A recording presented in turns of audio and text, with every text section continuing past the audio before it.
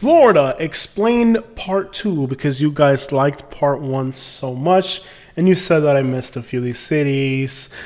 Lakeland, Florida. So I called like two of my friends. I'm like, yo, what's it like to live in Lakeland, Florida? They're like, oh, nah, bro. I'm like, I'm never here. So I called my other friend that lives in Lakeland, Florida. I'm like, hey, bro, so what's it like to live in Lakeland, Florida? He's like, I don't know, bro. I just live here. Called my final friend in Lakeland. I was like, hey, bro, what's it like to live in Lakeland? He's like, nah, I don't really live here, bro. I just live here.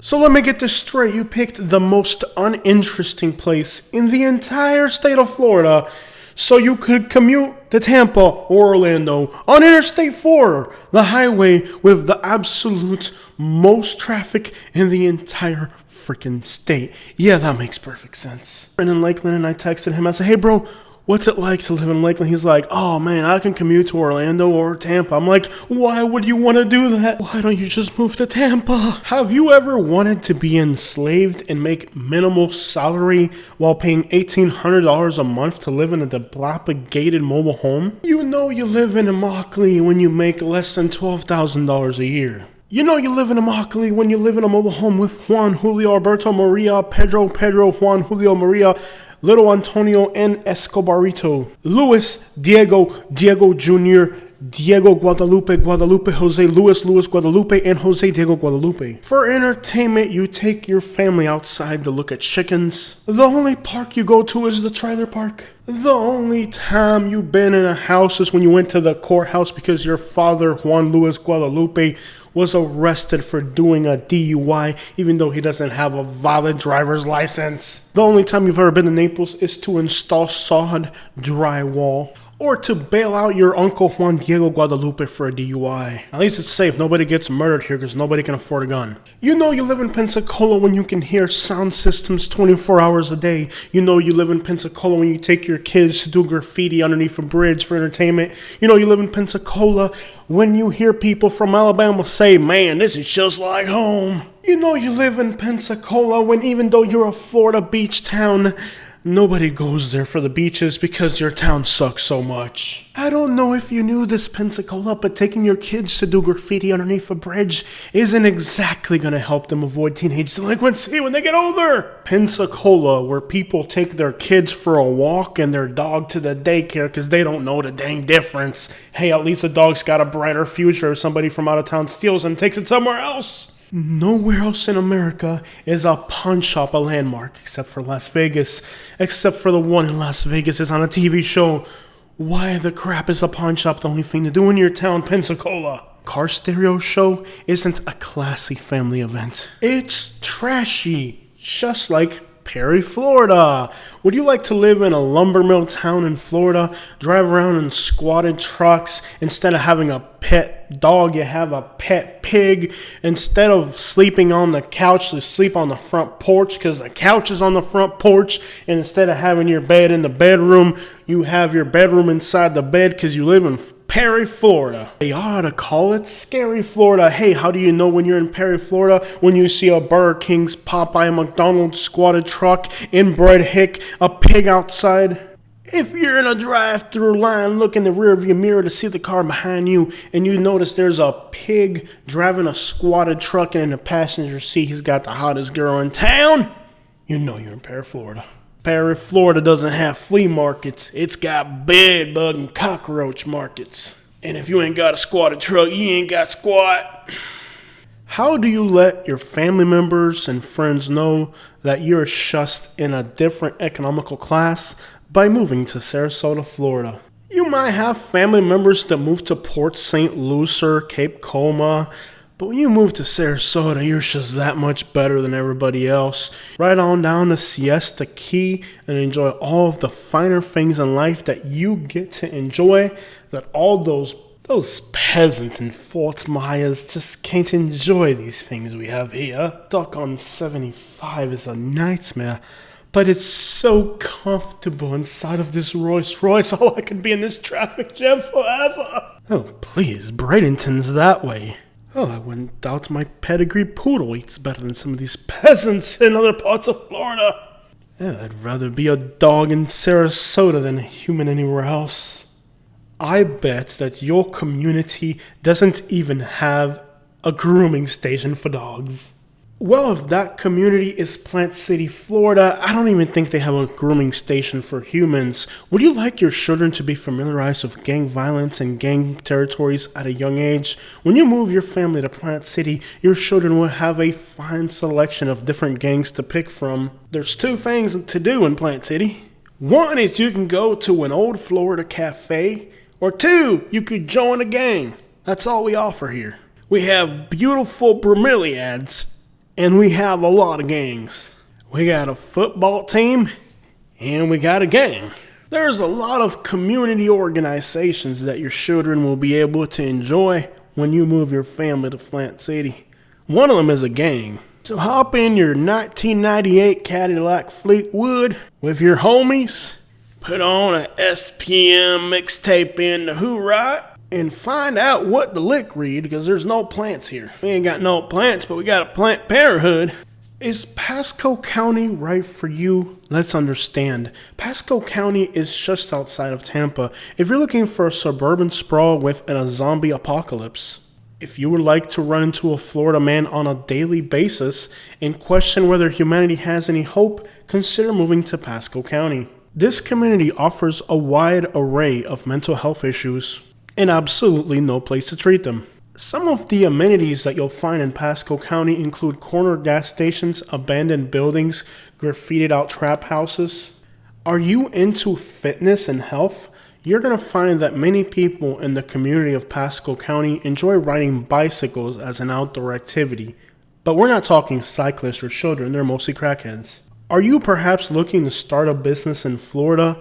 There is no shortage of people selling stuff in pawn shops here. For entertainment for your family and children, just go outside. Unless you live in Punta Gorda, Florida. If you have children, don't let them go outside. This community, the fastest growing community of elderly pedophilios in America.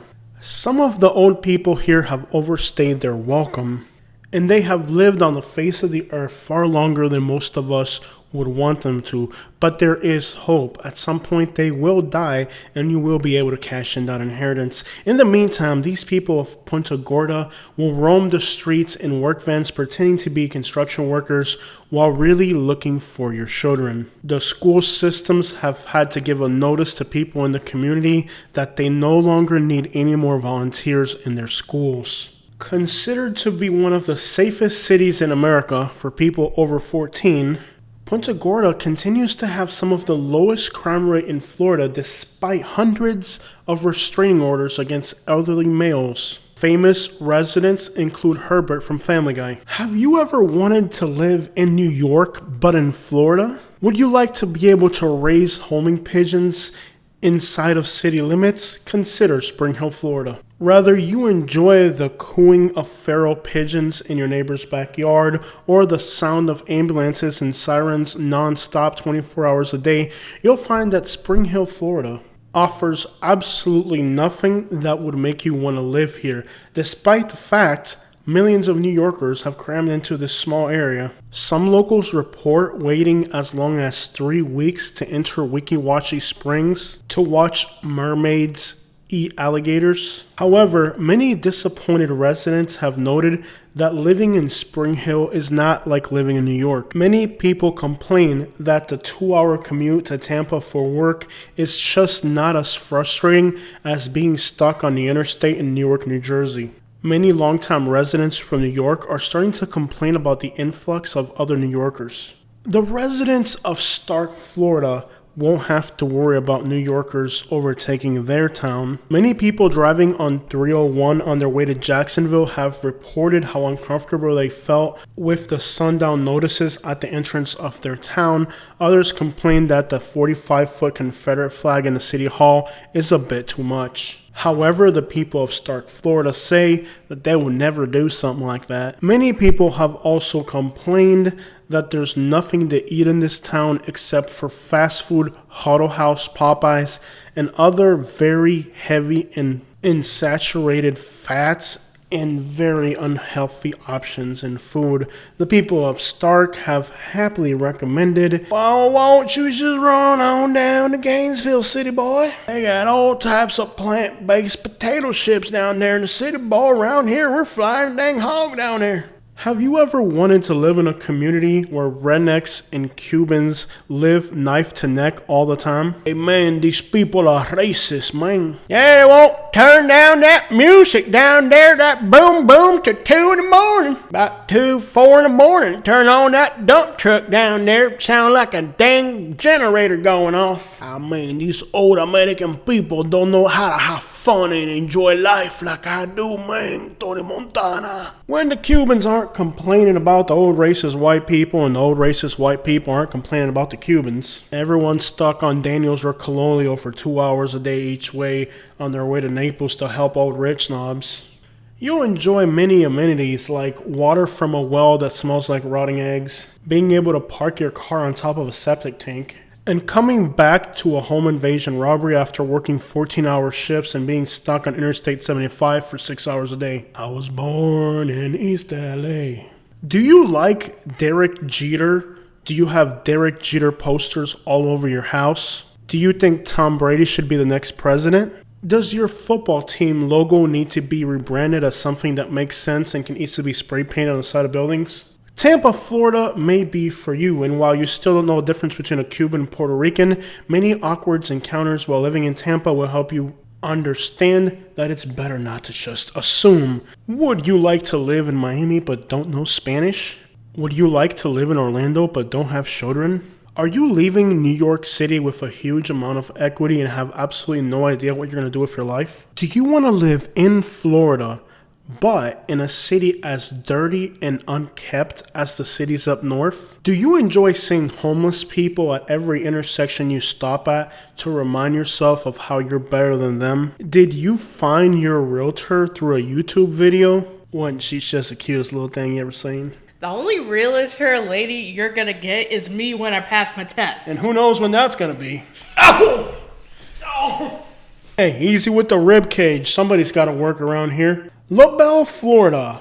Are you not sure if you're a redneck or a Mexican? In LaBelle, Florida, you can be both. Rather, you enjoy listening to Los Compadres de Sinaloa while driving around in a jacked up mud truck, or listening to David Allan Coe on your tricycle that you've converted to sell paletas. Or maybe you're a Cuban who can't stand other Cubans because now you make a little bit more money. People in this town are so confused about where they fall in their subgenre of culture that they can't be hateful towards other people for fear they may be hating themselves.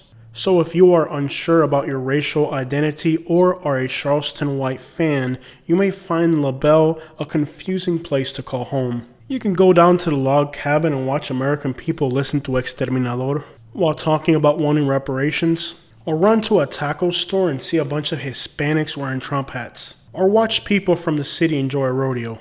You can also watch a redneck drive around in a brand new BMW. Are you old, enjoy bass fishing, fast cars, and living in a mobile home? Do you want to get skin cancer, leeches, and fire ant bites? Are you okay with your realtor having a 3rd grade reading level? Do you want to enjoy talking about how much you hate Cubans and Miami and traffic, all while sitting at a Cuban cafe surrounded by a bunch of Cubans who probably feel the same way you do? Are you looking to drive a late 90s Corvette and a Dodge Ram truck?